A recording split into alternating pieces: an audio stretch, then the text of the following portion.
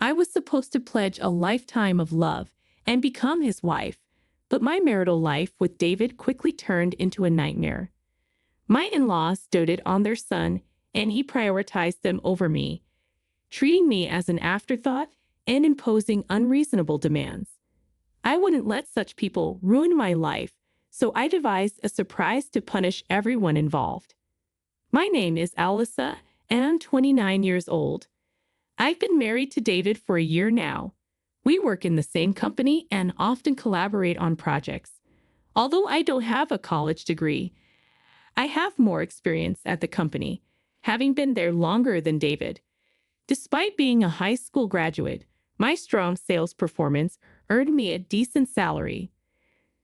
The company values ability over academic background. David, who is capable and highly trusted by his colleagues, was a boyfriend I could be proud of. I fell for him and gladly accepted his proposal, and we happily became a married couple. However, my in-laws began to interfere in our relationship. One day, when we visited their house, my mother-in-law suddenly said to David, "Hey David, are you really okay with marrying Alyssa? You've always excelled in both studying and sports, yet you chose someone as mediocre as Alyssa." My father-in-law nodded in agreement. "Yeah, at first glance, she seems like an average young woman with nothing special about her." David responded, "Ah, that's what you're talking about. It's fine. I love Alyssa." Despite his reassurance, my mother-in-law gave me a sidelong glance that cut deep. I felt worthless, but I had worked hard to take on adult responsibilities. I cursed them in my mind, but held my tongue to maintain a peaceful marital life, avoiding conflict with my in-laws as much as possible. On another occasion, my in-laws started complaining in front of me. "Hey David, are you really okay with your current workplace?" My mother-in-law asked, "Isn't it a place where even high school graduates like Alyssa can work?" David replied, "The pay is good, and I have good colleagues." My father-in-law added, "You're too smart to stay in a place with high school graduates. There must be many other good jobs out there." They tried to persuade David while glancing at me, believing that responding would mean losing. I didn't react, but I was seething inside. What's with that tone? I do my job right, and there's no difference in work whether you're a high school graduate or not. In fact, sometimes I earn more than David does. It's safe to say that I don't have a good impression of my in-laws, who judge based on academic background or appearance. However, they don't physically bully me, and I don't suffer much direct harm. I told David up front that I was a high school graduate, and knowing that, he said, "I love everything about Alyssa. I take pride in my achievements at a company that values ability over academic background." Despite my in-laws' disparaging remarks, I always believed David was on my side. However, an incident shattered that belief. One day, out of nowhere, David said something unbelievable. "Hey, I've been thinking. I've decided to switch to a different job." "What? What are you talking about all of a sudden?" "Well, I was talking to my parents, and I realized our company even hires high school grads like you, Alyssa. I mean, I have a college degree, so there must be a better job out there for me." "Are you serious? You're making fun of both me and the company, aren't you?" "But it's true, isn't it? There's no need for me to work at a job that even a high school graduate can do. Plus, my mom said she could introduce me to a job through someone she knows." "Stop it. We are blessed with a good work environment, and now you say something like this. You're nagging." I finally realized I'm not someone who should be stuck in a place like this. It became clear that his parents had influenced him, and he convinced himself he deserved better. The very next day, without discussing it with me, he submitted his resignation and casually left the company only a year into our marriage. David switched to a factory job introduced by his mother, where his salary dropped to about half of what it was. The only advantage was that it was close to home, making commuting easier. About a week after starting the new job, he began to complain about the factory. That guy, even though he never went past middle school, has the nerve to tell me what to do, he shouted, scattering his clothes around. I stepped in to stop him. Why are you so angry? If you make such a loud noise, it's going to bother the neighbors. Shut up.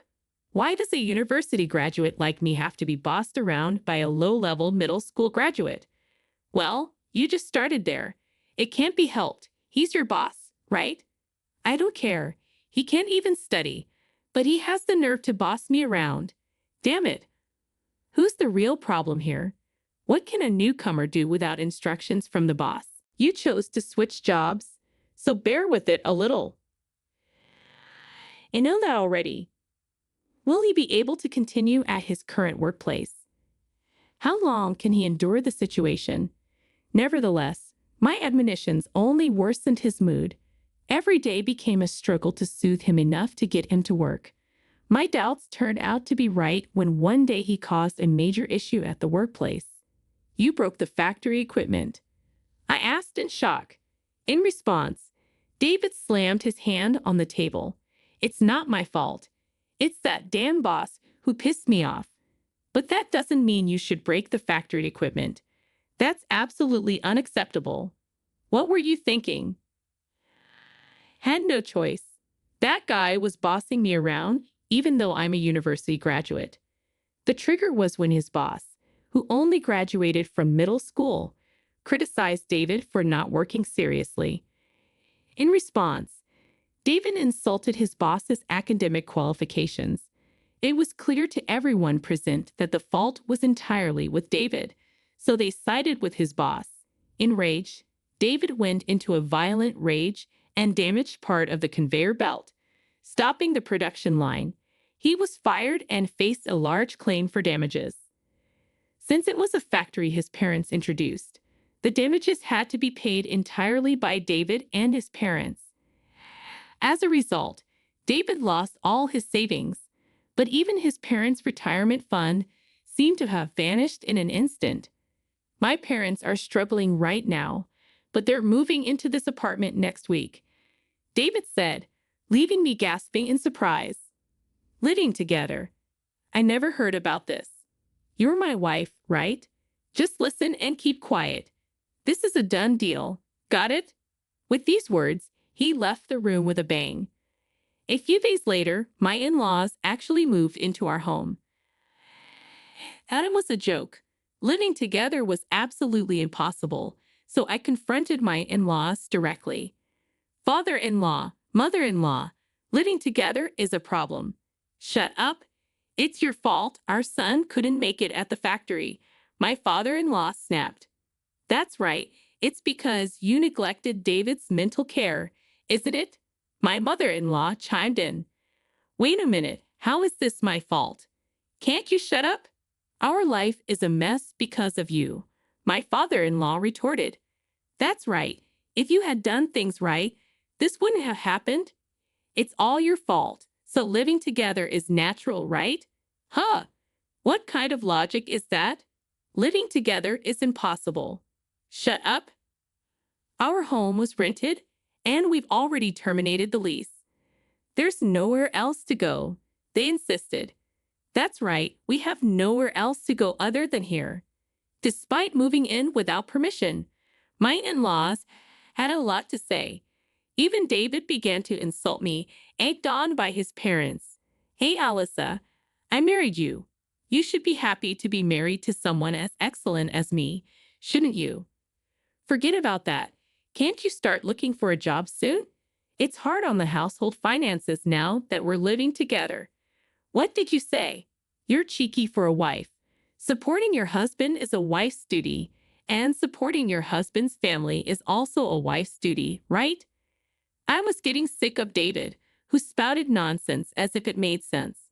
Moreover, neither he nor my in-laws helped with the household chores at all. I had a job too, so I couldn't make elaborate meals, and the cleaning inevitably got neglected.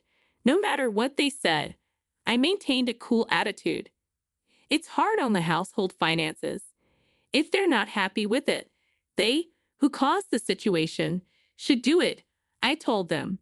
I kept this attitude for several days until one day, David finally vented his frustration. Hey, what's with your attitude? You're lacking respect for me and my parents. Enough already. I work every day and do all the housework on top of that. You don't help at all, but you complain a lot. What's with that tone of voice?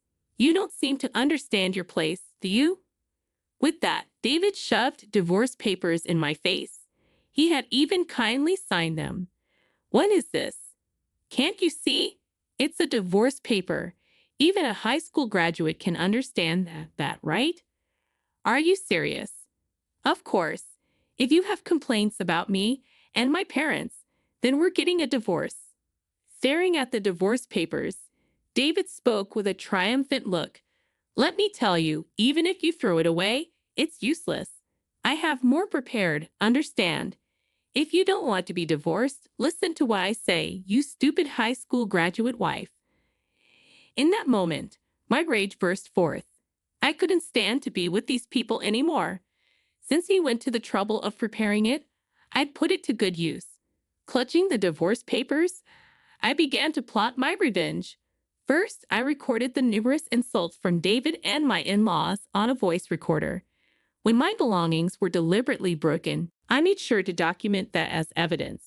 By this time, David had started working odd jobs, but none of them lasted even a week.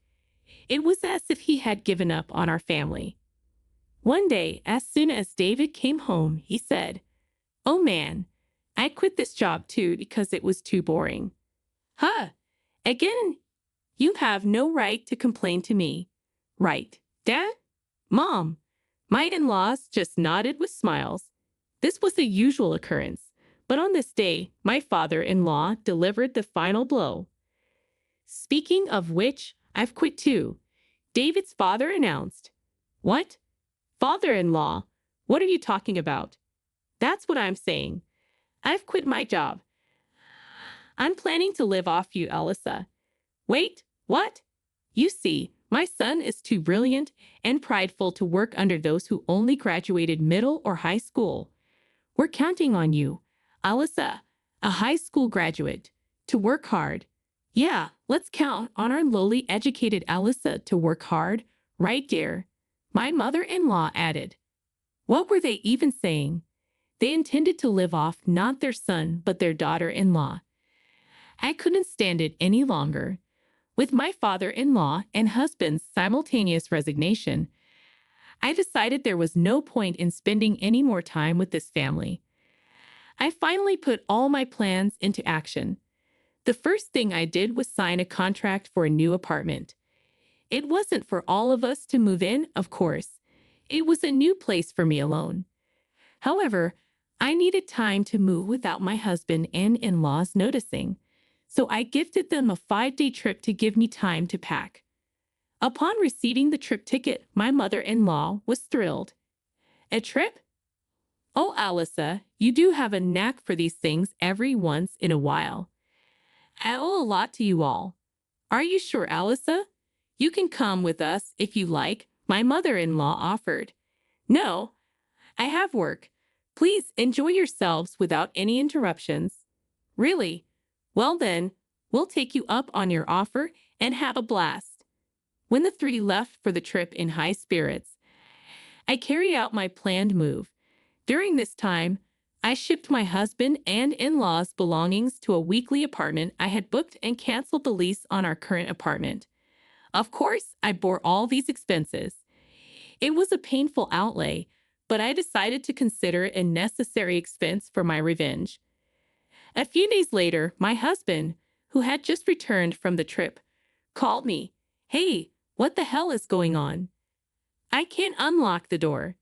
With a smirk at the sound of my husband's frantic voice, I calmly responded, I suppose I've already canceled that apartment. What? Canceled? What are you talking about? Explain properly. For now, I've stored all our belongings in a weekly apartment nearby. Feel free to do as you wish from there. What? What does that mean? You're always doing as you please. If you get too cocky, you'll pay for it later. Are you threatening me? Should I call the police? Damn it, my husband cursed. How dare you, my foolish wife? I dropped a bombshell. Oh, I'm not your wife anymore. What? Such a selfish act. You think it's acceptable. Taking a deep breath, I spat out, sorry, but I don't need your permission. You've made fun of me for being a high school graduate long enough, and now you've quit your jobs to become dependent. I'm done with you. Enjoy your family life without me. Hey, you must be kidding. I didn't really mean to divorce. Why should I listen to you at this point?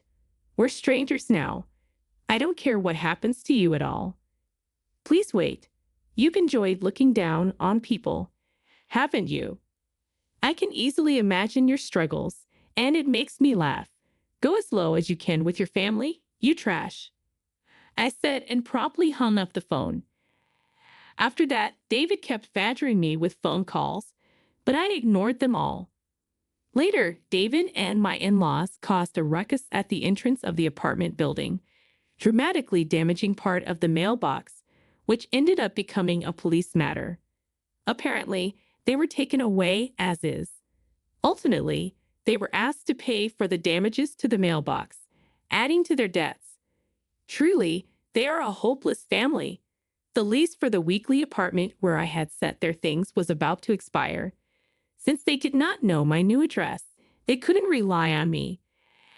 I couldn't help but wonder how David, who quit his job at the same time as his father and his stay-at-home mother, were going to survive from here on out. To make matters worse, my in-laws had even canceled the lease of their rented family home. I could almost see them sinking into a bottomless swamp. I couldn't help but admire my well-executed plan. I don't know how they're going to survive from here on out, and frankly, I don't care. But it's clear their future isn't bright. They brought this upon themselves. On the other hand, I am living carefree in my new home alone. Being able to spend my time leisurely without anyone bothering me is the ultimate bliss. For the time being, I don't think I'll be living with anyone else. From now on, I plan to thoroughly enjoy my time free of any worry.